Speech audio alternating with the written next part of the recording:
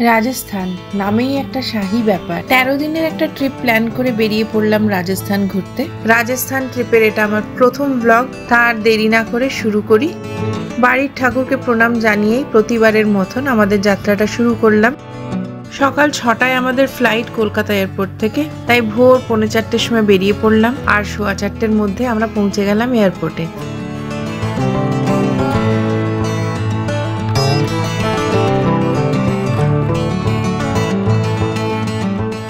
ফ্লাইটে করে কলকাতা থেকে জয়পুর, তারপর বাই রোড বিভিন্ন শহরগুলোকে এক্সপ্লোর করা, শেষটা করলাম যোধপুর শহরে। সেখান থেকে ফ্লাইটে করে কলকাতা ফিরে আসা।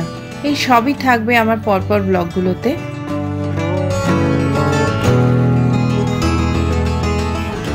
ভোরের রাস্তা যেমন ফাঁকা, এয়ারপোর্টে এসে ঠিক উল্টো ব্যাপার। Hello viewers and welcome to my channel Mita's diary. আজকে যাচ্ছি রাজাদের দেশে রাজস্থান। তো পুরো ডিটেলসটা তো থাকবেই আমার ব্লগে। এখন আমরা বাই ফ্লাইটে যাচ্ছি। সকাল 6টার সময় ফ্লাইট নাম্বার 1055। টার্মিনাল 2 থেকে ঢুকবো। তো চলুন পুরো ডিটেলসটা দিতে থাকি। Air India express flight number 1055। আমরা এখন চেকিং করতে ঢুকছি। লাগেজগুলো দিয়ে দেবো। সিকিউরিটি চেকিংটা হয়ে গেল আর আমাদের 106 নম্বর গেটে। তো এইদিকে আরও দেওয়াই আছে 106 এই দিকটাতেই। তো চলে যাব। লাগেজটা চেকিংয়ে 15 কেজি করে পার পারসন নেওয়া যাবে আর কেবিনে 7 কেজি করে পার পারসন অ্যালাউড থাকে। এখানে ঢুকলাম, ঢুকে দেখছি 101 থেকে 109টা নিচের দিকে, তাই নিচে নেমে যাব। অনলাইনে একটা ওয়েট মেশিন কিনে রেখেছিলাম, সেটা দিয়েই ওয়েট করে ব্যাগেজগুলোকে রেডি করেছিলাম। কারণ লাগেজের ওয়েট বাড়লে কিন্তু এক্সট্রা চার্জ দিতে হয়, পার কেজি 550 রুপিস করে।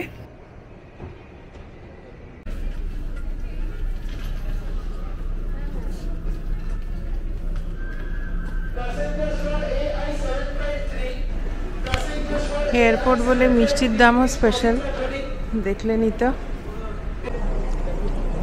এই এখন আমরা বাসে চলে যাব।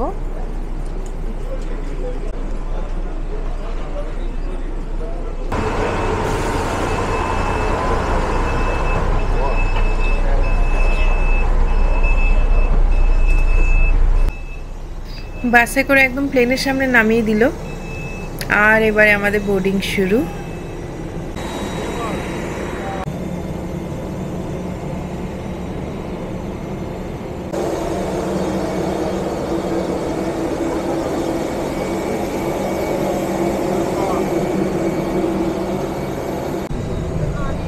Good morning. Hello.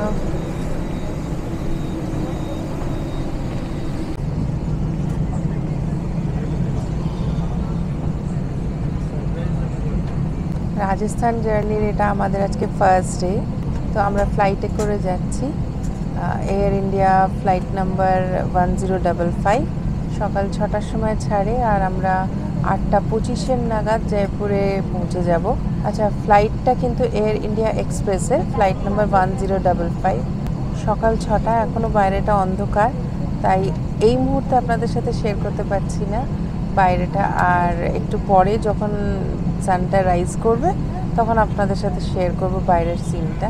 13 দিনের একটা ট্রিপ আমাদের আজকে। পুরো রাজস্থানটাই ঘুরবো।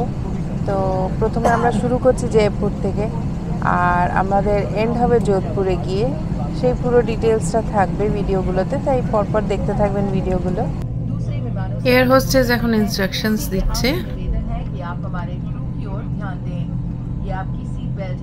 सीट बेल्ट पैनल से बाहर आए तो उसे तुरंत अपनी ओर खींचें और इस तरह से नाक और मुंह ढककर सामान्य ढंग से सांस लेते रहें। दूसरों की सहायता कर। সকাল 6:09। ফ্লাইটের টাইমিং থেকে 9 মিনিট ডিলে দেখাচ্ছে। ফ্লাইটের টিকিটের প্রাইসগুলো তো বলবোই, তবে জানিয়ে রাখি যোধপুর থেকে যখন আমরা ফিরছি কলকাতায় সেই প্রাইসটা কিন্তু দেখলাম জাস্ট ডাবল হয়ে গেছে।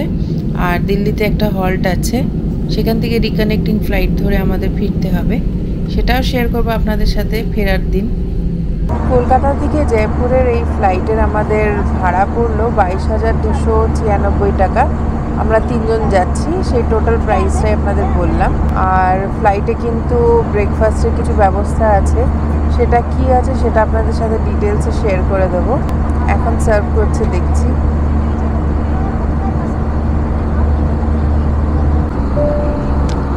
এই আমাদের খাবার সার্ভ হয়ে গেছে।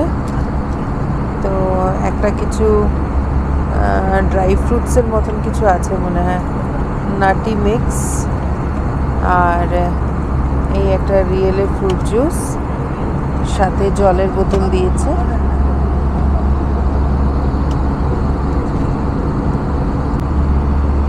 আচ্ছা, এর মধ্যেও একটা প্যাকেট আছে, তো দেখি এটা খুলে কি আছে।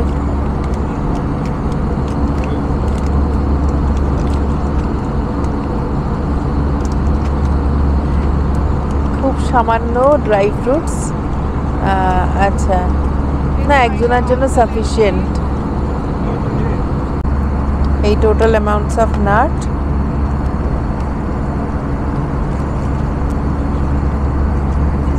এই খেতে খেতেই টাইম পাস হয়ে যাবে, যা বুঝছি। 2 ঘন্টা 25 মিনিট কোনো ব্যাপার হবে না। আমরা এবারে ট্রিপটা কিন্তু একজন ট্যুর এজেন্টকে দিয়েই করিয়েছি, কারণ আমাদের সাডেন প্ল্যানিং হয়েছিল রাজস্থান ট্রিপটা। হোটেল বুকিং আর ট্রান্সপোর্টটা উনি পুরোটাই হেল্প করে দিয়েছেন। তো ট্রান্সপোর্টেশনের জন্য একটা গাড়ি সারাক্ষণ আমাদের সাথে থাকবে, ইনোভা ক্রিস্টা। তো ড্রাইভারের সাথে আমাদের কথা হয়ে গেছে, আমরা ফ্লাইট থেকে নেমেই ফোন করে দেব, উনি আমাদের জন্য ওয়েট করবেন সেই সময়টা। আর তারপরে আমাদের আজকে আছে জয়পুরের সাইট সিনগুলো পুরো, আর পুরো ট্রিপের যত খরচা হলো আমাদের সেটা আপনাদের সাথে শেয়ার করব।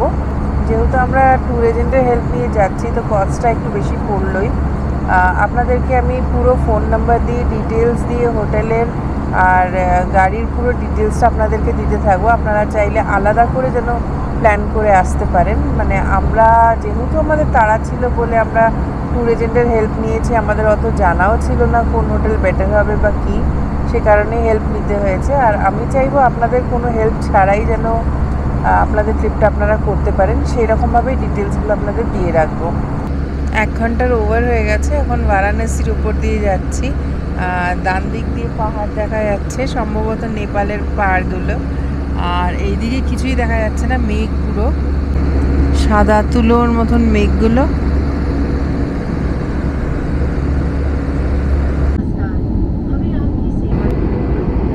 নিচে আরাবলি রেঞ্জের কিছুটা অংশ দেখা যাচ্ছে, আর সাথে ছোট ছোট বাড়ি ঘর সেগুলো দেখতে পাচ্ছি।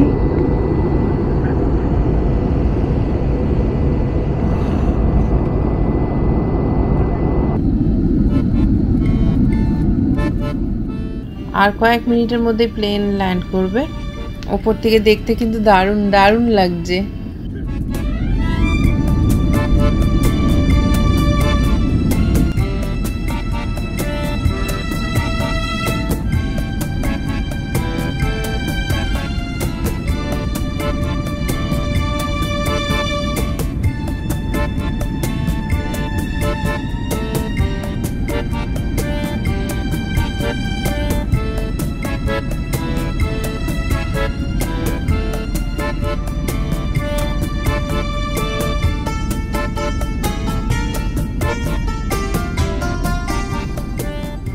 ওয়েদারটা তো বেশ ফগি, তবে এই রাস্তাটা দেখুন কি সুন্দর লাগছে, সাথে ছোট ছোট বিল্ডিং।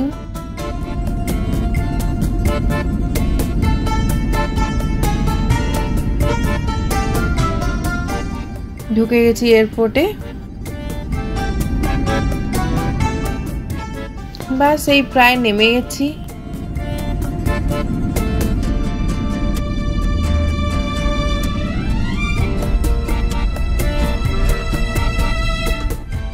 বেশ ভালো ল্যান্ড করলো, খুব স্মুথ ল্যান্ডিংটা হলো।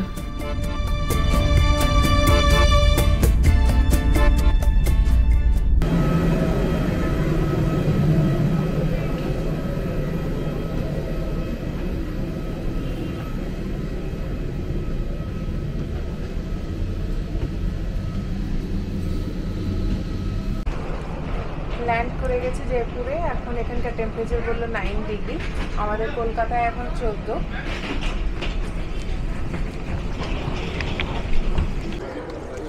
1 নম্বর বেল্ট থেকে লাগেজ হ্যান্ড কালেক্ট করে নেব আমরা।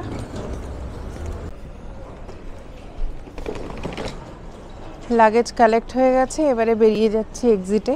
আর এখানে একটা দেখুন খুব সুন্দর স্ট্যাচুটা, এটাও শেয়ার করলাম। আর এই বেরোচ্ছি এক্সিট গেট।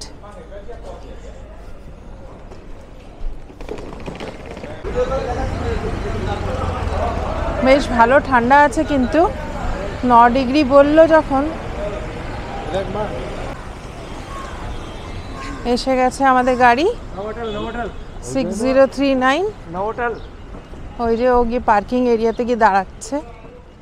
এইবারে আমাদের ডে ট্রিপটা শুরু হয়ে গেল। তার মাঝে হোটেলে যাব, ফ্রেশ হয়ে আবার বেরিয়ে পড়ব সাইট সিনের জন্য। এই গেটটার নাম হচ্ছে তোরণ দুয়ার, আর এই গেটটা নতুন তৈরি হয়েছে জওয়াহর সার্কেলের উপরে। এটা একটা ওয়েলকাম গেট ট্যুরিস্টদের জন্য। জয়পুর সাইট সিইং এর পুরো ডিটেলসটা আমার সেকেন্ড ব্লগে থাকবে। আজকের ব্লগটা এখানেই শেষ করছি। টাটা।